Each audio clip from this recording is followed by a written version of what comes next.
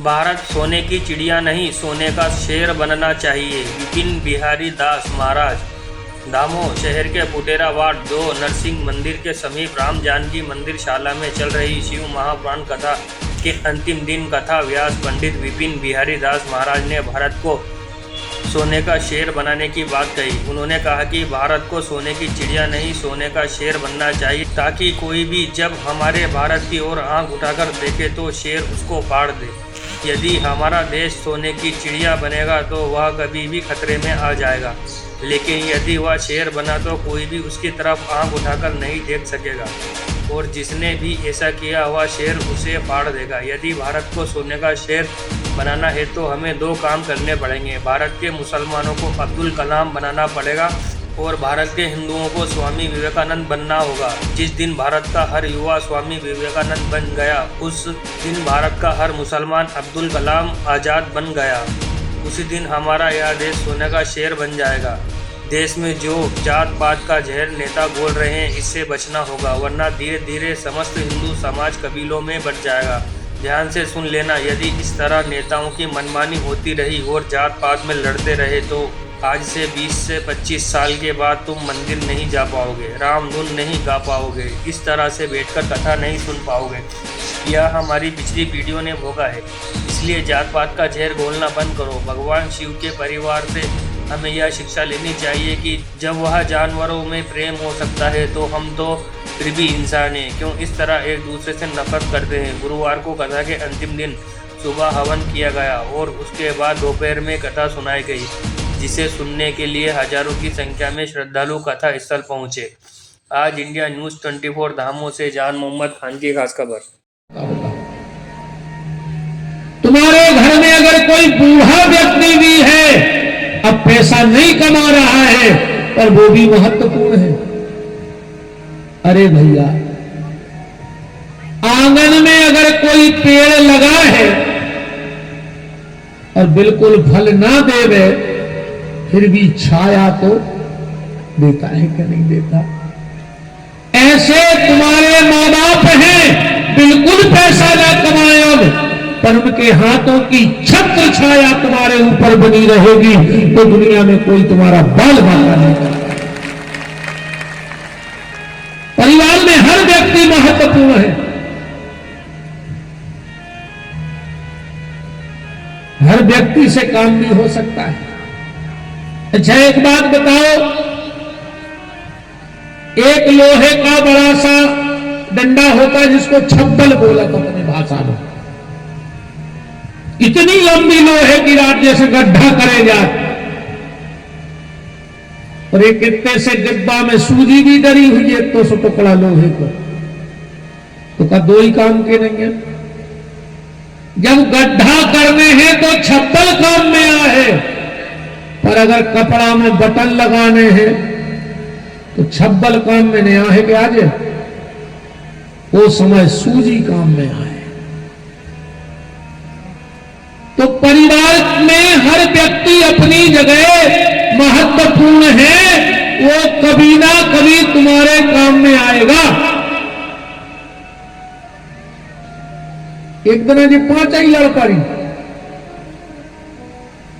ये न कहीं हम सबसे ज्यादा कीमती हैं। बोले काय? बोले रुपया गिनने तो हम अंगूठा के बिना कोई पैसा नहीं गिन सके, गिन ले बुद्धि। क्या भाई पत्रकार जी, कोई को कछु नहीं देने, सो जो कहते हम काय? बोले कुत्ता ले ले, जो यही काम में आता है, ठेंगा ले ले ठेंगा। तो इसने कहा कि इस हाथ में सबसे ज्यादा कीमत हमारी है, हम नहीं होंगे तो कुछ नहीं होगा। बोले काय? बोले टाई की गांठ लगाने, पजामा को नाड़ों बांधने तो मूठा। जो अपनी अपनी बता रहा हो तो उससे खड़ी हो गई, कहने के चुप, आधा घंटा से सुन रहे। बोले मतलब? बोले तुम ऐसे बड़े काय? बोले तुम्हारे बगल में हम खड़े, हम भी तो काम करते हैं संग। रुपया से नहीं आए इन गाड़ियों पर। और यह गंदी राजनीति की सोच सिर्फ वोट की राजनीति है और कुछ नहीं है इसमें। हमारे धर्म शास्त्रों में जात पात का जहर नहीं घोला है। हमारा धर्म शास्त्र तो कहता है, यह धार्मिक मंच कहती है कि जात पात पूछे नहीं कोई, तो हरि का भजे सो हरि का होई। हम तो सूत्र वाले हैं। कौन कहता था कि सनातन धर्म में जात पात का लेखा था? और अगर जात पात का लेखा था तो मीराबाई तो छत्राणी थी, सबको पता है। मीरा कौन थी? छत्राणी। पर मीरा के गुरुजी कौन थे? संत श्री रैदास जी। अब कहां का जात पात का जहर घुल गया? तुलसीदास जी ब्राह्मण परिवार से थे। तुलसीदास जी के गुरुजी कौन थे? सुना है कभी? तुलसीदास जी के गुरुजी का नाम था श्री नरहरिदास। किस जाति के थे पता है?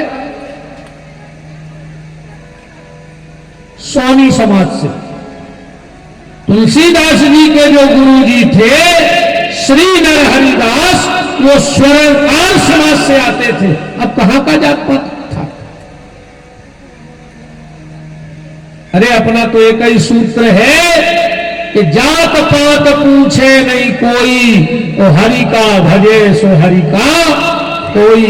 जो भगवान का भजन करे वो अपना है, और जो भगवान का भजन ना करे तो हमने तो धुंधकारी और रावण को भी पछाड़ दिया, हटा दिया अपनी जगह से।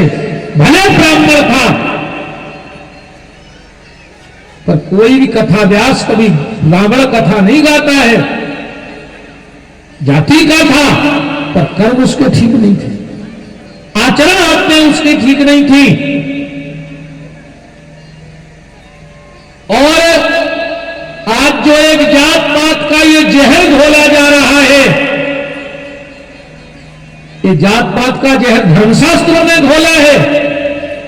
और अगर जाति पाति लोग कहते ब्राह्मणों ने बनाई है, और अगर जाति पाति ब्राह्मणों ने बनाई है, तो जाति का प्रमाण पत्र लेने कचहरी क्यों जाते हो? ब्राह्मणों के यहां जाओ फिर। जाति पाति का प्रमाण पत्र कौन देता है? का दायित्व है कि ये देश सोने की चिड़िया ना बने, अब ये देश सोने का शेर बन जाए, और जो उसकी तरफ हाथ उठा के देखे उसको फाड़ करके फेंक देवे। अब वो समय है।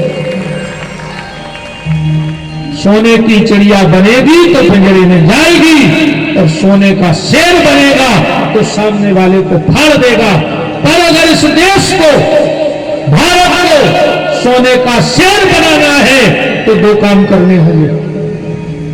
भारत के मुसलमान को अब्दुल कलाम बनना पड़ेगा, और भारत के हिंदू को स्वामी विवेकानंद बनना पड़ेगा।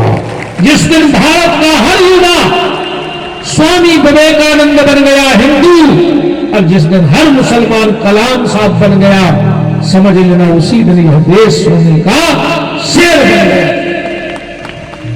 ये देश सोने का शेर होना चाहिए।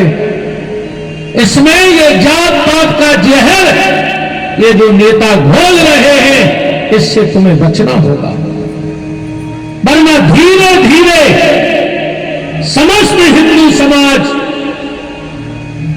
कबीलों में बट जाओगे, मर जाओगे, बचोगे नहीं। ध्यान से सुन लेना।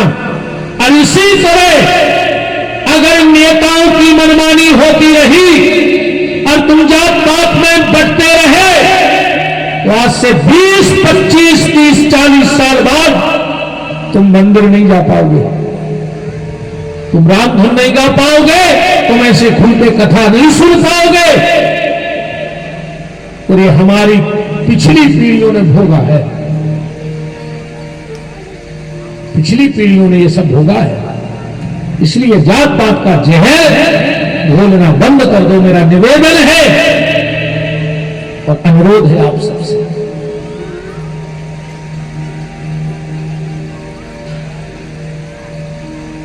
तो भगवान शिव के परिवार से यह शिक्षा लेना कि जब वहां जानवरों में प्रेम हो सकता है तो हम तो वैसे ही इंसान हैं।